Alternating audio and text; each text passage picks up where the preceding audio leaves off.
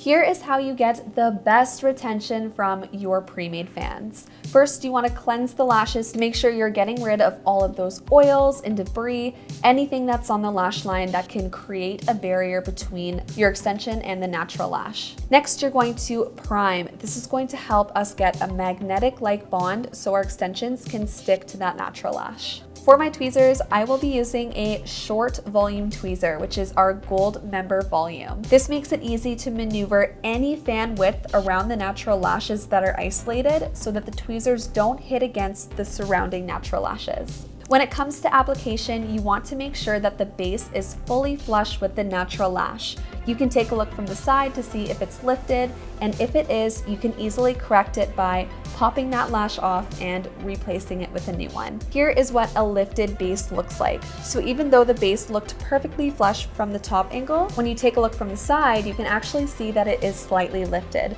So to fix that, I'm just going to pop it off and reapply my extension. You also want to assess the natural lash to determine whether the extension will make better connection when placed underneath or on the top or on the side of the natural lash. It is totally dependent on the natural lash lift. So if your client has curly natural lashes, you'll find that it might be easier to apply your extension from underneath the natural lash. Whereas if your client has straight natural lashes or downturned lashes, then you might find it easier to place on top. You can totally place your extensions on the side as well. You just want to make sure that that base is nice and bundled because you don't want it to hitch onto the other lashes because this can be uncomfortable for your client.